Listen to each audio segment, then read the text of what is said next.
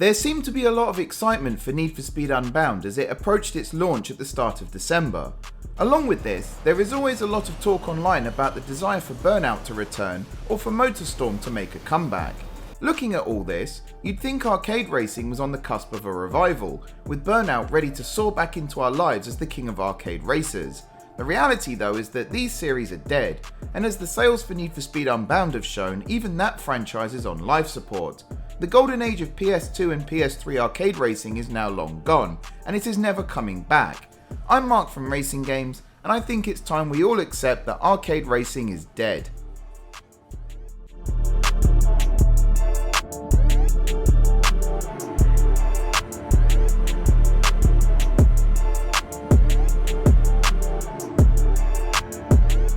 Gamers of a certain age will have incredibly fond memories of the PlayStation 2 era. From Gran Turismo 4 to Need for Speed Most Wanted and Burnout 3 Takedown, it was a fantastic time to pick up a controller and go for a chaotic drive. In fact, the journey and physics of Gran Turismo 4 is still unmatched by that franchise, and the thrills of Need for Speed in that time are unequalled. If you're in your 30s now, like I frighteningly nearly am, then you will have great memories of that Need for Speed golden time. From Underground's techno menu music and car showcases to Most Wanted's BMW M3 that EA is still using to promote the series today, it was just an epic time to be a racing fan. But the good times haven't lasted, and sadly, they never really can. As for why arcade racers have declined in popularity, maybe the explosion of the Fast and Furious franchise took the steam out of street racing titles. Considering the Fast and Furious series has moved further and further away from street racing with each new entry, perhaps this shows the genre was already on its way out. Or maybe we all just grew up and discovered sim racers such as Assetto Corsa and iRacing instead. What is clear though, is that arcade racing is not what it was. It's not even close.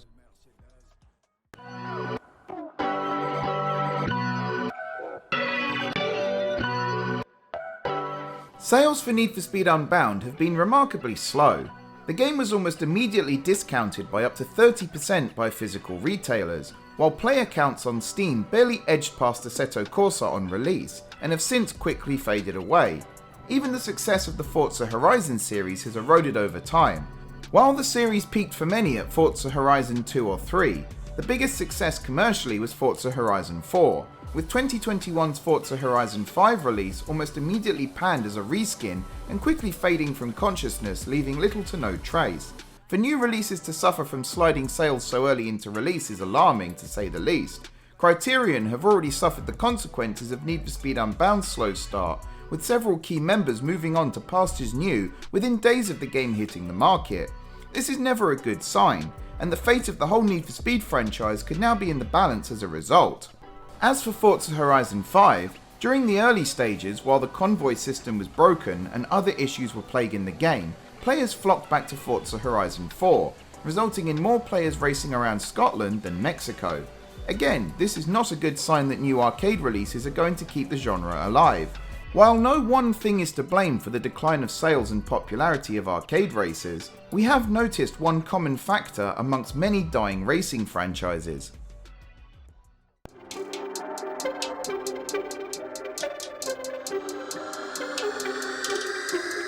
When looking into why arcade racers are failing, one of the obvious places to start is with EA.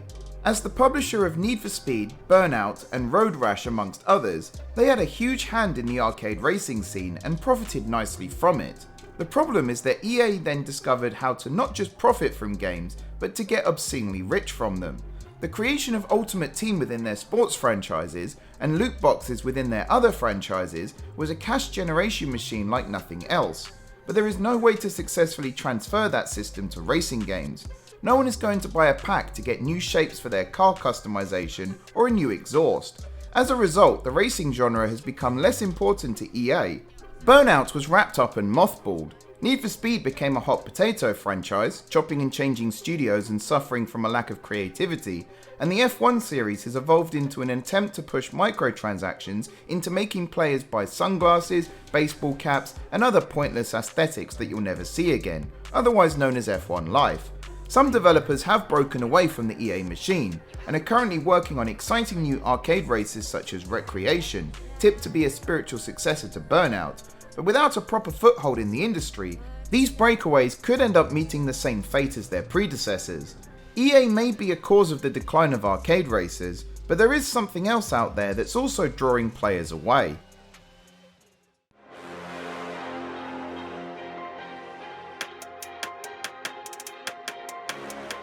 Perhaps the biggest reason why arcade racers won't come back is that sim racing has eaten up the audience in a remarkable way. Those that loved Gran Turismo in the early days moved into R-Factor and iRacing as those titles arrived on the scene. The realistic handling and physics offered players the chance to experience new thrills when behind the wheel of virtual supercars. Console players eventually got access to Assetto Corsa and Assetto Corsa Competizione, bringing real competition to the arcade races exclusive to each platform. As sim racing has flourished and shown off just what modern computing power can do, the draw of floaty arcade handling has dropped off a cliff. Those that grew up in the golden era of arcade races graduated to sim racing, and even the next generation have skipped the arcade races in favour of strapping into a sim rig. Perhaps if the Need for Speed franchise had continued to crank out winners in the late 2000s rather than duds, it would have been a different story. Maybe if the Burnout franchise was independent rather than under EA, it would have continued and the passion for wild arcade racing would have thrived. The truth is, we'll never know, but what we can say for certain is it's starting to look like the arcade racing genre is dead, and it may never come back. What do you think? Is the arcade racer still alive and thriving, or has it finally crashed out of the race? Let us know in the comments below, and be sure to join in on the conversation while you're there. For now though, thanks for watching. I've been Mark from RacingGames. Please like and subscribe for all things racing games, and now I'm off to make my New Year's resolution for next year. Is stop crashing in every racing game you play too ambitious, do you reckon?